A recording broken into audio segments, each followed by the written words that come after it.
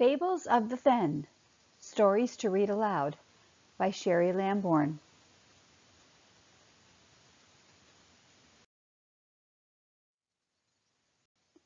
Chapter 1.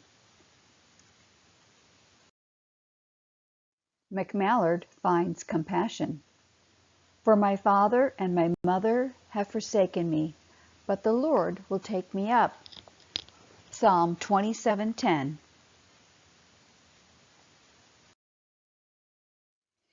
It was springtime in the fen. Bursts of beautiful yellow flowers lined the quiet stream, and small new blades of tall grasses were pushing themselves up through the mud. The silence was only interrupted by the songs of robin redbreasts, mourning doves, yellow finches, and bright red cardinals. A fly buzzed by every few seconds, while the water made a trickling sound through the watercress. The moss along the stream made a comfortable place to rest. The kind of moss that drapes itself over the rocks like a moist blanket. It was a scene that made you wish you were miniature and could crawl up on the fuzzy green bed and fall asleep in that peaceful place forever. A tiny yellow and brown duckling named McMallard did just that for many hours, undisturbed. Awakened by the crackling of dead leaves, he opened his eyes to stare face to face with a small rabbit peering over him with a questioning brow. Her coat was gray and pink and soft as, well, bunny fur. Her tail was large and white and covered her backside completely. "Hello," said McMallard. "Hello," said the rabbit. "Are you all alone?" Yes, I guess so." He shrugged his shoulders, not sure why he felt embarrassed by the question. "How odd," said the rabbit. "Have you no family? I have a large one. We live back here in the fen, and there are 50 of us." "50!" exclaimed McMallard. "Wow, that's a lot of kids." "Yep, 50. We're a typical rabbit family, lots of aunts, uncles, and cousins." "Where are we?" asked McMallard.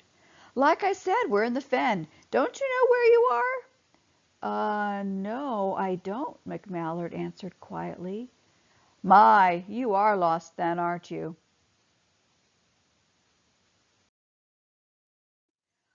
"I guess so. You said you live in the fen? What's a fen?" "Silly duck, this is a fen." And she stood up on her hind legs and pointed all around her. "A fen is like a bog. It's real wet and slimy, and great ancient plants grow here. We have delicious dinners, and lots of bugs live here. Deer, raccoons, and foxes all come here for a cold drink and a soft, quiet bed for the night. Don't you have any?" "Don't I have any what?" "Family," the rabbit said, surprised and irritated, as though McMallard couldn't follow the conversation. With a chatty rabbit, it's really hard to follow the conversation. "I guess not. I just hatched yesterday to find that my mother had left. I think I had some brothers and sisters. See the other broken eggs around me? But I'm not sure. I'm waiting for her to come back and get me. I saw a mother duck with a brood of ducklings swimming downstream last week. That was probably your family," the rabbit said with very little feeling or compassion. "Wow! Last week?" McMallard said with despair. "Well, maybe yesterday. I can't tell time yet," said the rabbit. "I'd better hurry to catch up," said McMallard. "Lots of luck," said the rabbit carelessly. "You'll be fortunate to catch them now. Besides, there are snakes and turtles in this fen, and they love to have little ducklings for dinner. That's probably why your mom left in a hurry. You obviously took your time getting out of that egg, and now it's too late." Rabbits can be brutally honest sometimes, and they often talk too much. McMallard shuddered and could feel a sick feeling in his stomach. Was the rabbit speaking the truth? He had such hope that his mother would come back to get him, but that hope was now fading away like the morning mist over the stream. Fear and dread were settling in.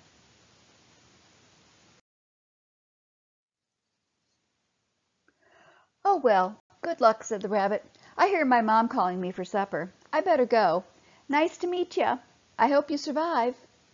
She hopped away so cheerfully it made McMallard feel even worse, because now he was thinking about food and wondering what he would have for supper, or would he become supper for another creature in the fen? The rabbit's words haunted him like a hollow, ghostly echo. "I hope you survive. I hope you survive. I hope you survive." He hoped he survived too. Initially he thought the stream beautiful and inviting, but now it was a great obstacle. That means something that gets in your way. Should he risk swimming downstream to find his family? Could he even swim? McMallard studied the trickling stream, but all he saw in his little mind was a giant rushing river.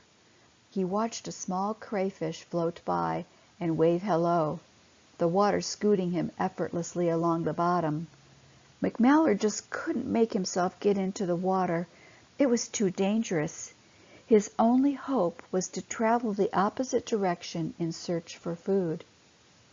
Besides, maybe the rabbit was wrong, and his mother, sisters, and brothers went into the fen and were just beyond those trees, waiting for him.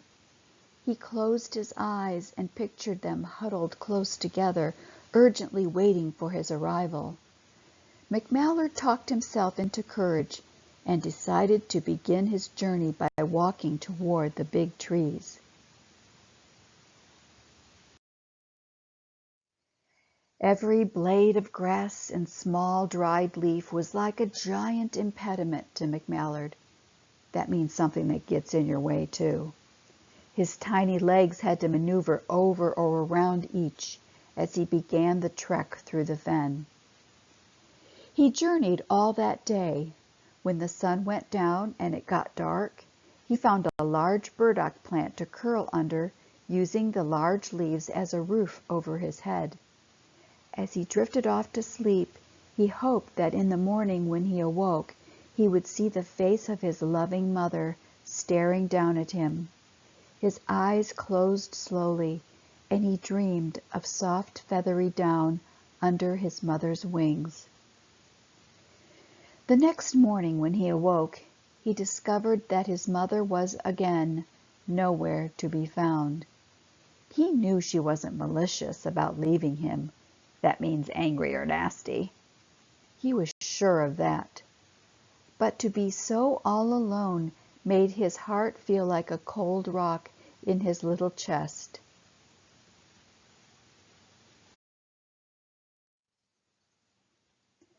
McMallard wondered what he had done to deserve to be abandoned. He was only 1 day old, so he didn't have time to be too disobedient. The rabbit's interpretation of the dangers of the fen proved to be quite overstated. McMallard made it through the wet grasses within 2 days, unharmed, and he arrived at the south end of the fen on a sunny afternoon. In front of him was an enormous hill covered with thorny rose bushes and tangled grapevines. An attempt to climb it seemed impossible to him, but he had no choice. He must risk the exhaustion and failure. The vines and sharp thorns made for an arduous journey. That means a difficult trip. It led him eventually to the top, where he stared through the tangled sticks and branches to see a large body of water before him. It was a wide open space, sunshine glistening on the surface like blinding stars. He kept blinking his little eyes in wonder.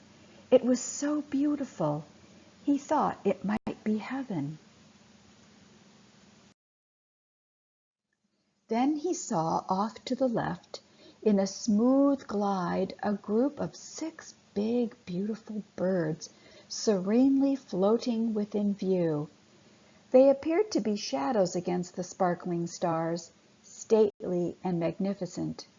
McMallard's heart began to beat harder in his tiny little breast. Could this be my family? He thought. Crawling out of the entanglement, he made his appearance, and they indeed noticed him. There was instant conversation in the forms of hums and oos, somewhat muffled by the distance. The large birds approached the bank, came out of the water, and gathered around him in a circle. "Cute little fellow," said one. "He looks awful scrawny to me," said another. "Wonder where he came from." I came from the FEN," stuttered McMallard. "The FEN?" they said in almost unison. That means all together. "But how did you get there?" asked a kind woman bird. McMallard began to relay the story of how he awoke on the mossy bank of the stream to find himself abandoned. The kind woman bird was a goose named Guinevere. Hearing his story created a deep frustration in her heart, almost a physical pain. She felt so sad, but also felt so angry that a mother would leave her last child alone and abandoned. Her compassion was so great, she knew she had to do something. "You poor dear," she said. "It would be all right to allow him to stay with us until his mother arrives, won't it, Gus?" Gustavus Adolphus was the obvious leader of the goose group. He replied, "I guess so." He slowly strutted back into the water, seemingly unconcerned and a little annoyed. "Come, little one, swim a while with us," said Guinevere. The geese followed Gus obediently back into the water, where they glided silently, one right after the other, all in a row.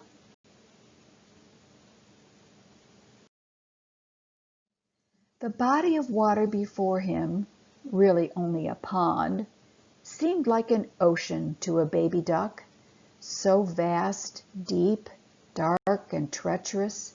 That means dangerous.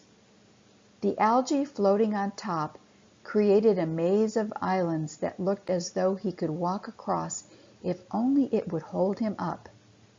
But as he approached the edge of the pond and put his foot on the green slime, his tiny webbed foot sank down into the icy water immediately. Too frightened to try again, he quickly pulled his foot out. "Come on, little one," Guinevere turned her head back and coaxed. "Don't be afraid. We will be with you." He knew he must learn to swim, or he may lose this geese family. He was already feeling an attachment to them. Watching the geese with tiny hawk-like eyes, he paced frantically along the grassy shore, knowing he must get in to follow them.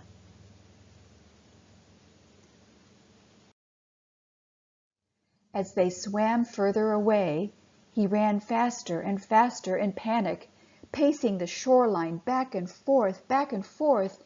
He realized they were leaving him behind. Suddenly, he lost his footing and plop! Into the water he went.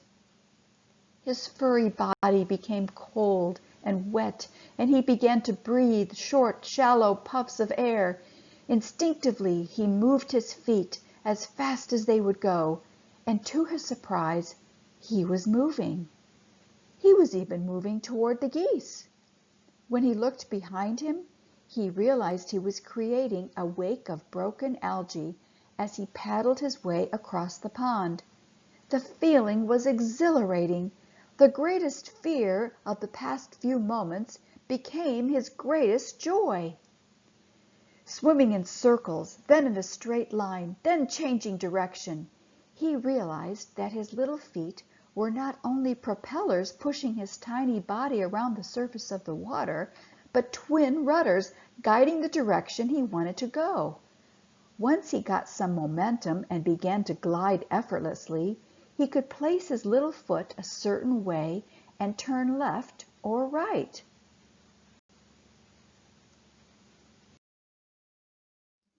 Feeling very proud and smug about this new talent, he was certain that he was the only duck in the world his age to have accomplished such a feat. He spent the entire afternoon zooming, from his perspective at least, around the pond. Exhaustion finally descended, and McMallard struggled up the muddy bank, curled up in a ball, and fell asleep in the gentle warmth of the evening spring sun. McMallard didn't know it, but Guinevere never lost sight of him the entire time. So when he finally fell asleep, she quietly followed him up the bank, stood on tiptoe beside him, gently lowered her body, and spread her downy wing over him, sheltering him from the coming cold and darkness. "Good night, little one," Guinevere whispered. McMallard slept peacefully under her motherly down all night long.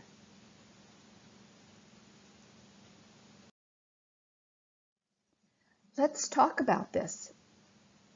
Describe how Guinevere felt about McMallard. Press pause.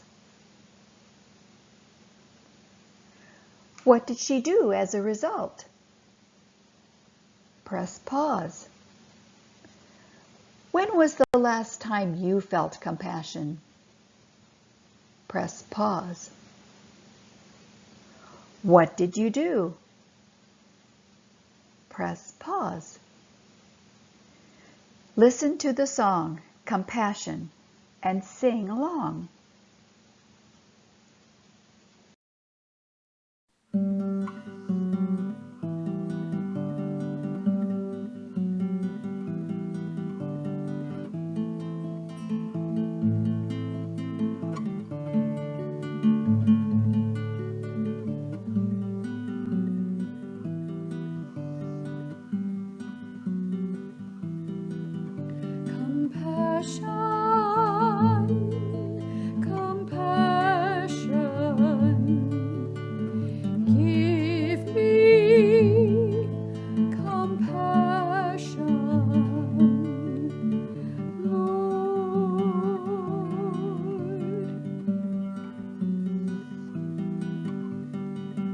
Lord, give me compassion to care for the poor, to love the unlovely as you did once before. Let me see their need before I see my own, to touch with tender touch, to speak with tender tone. Compassion, compassion, give me compassion, Lord.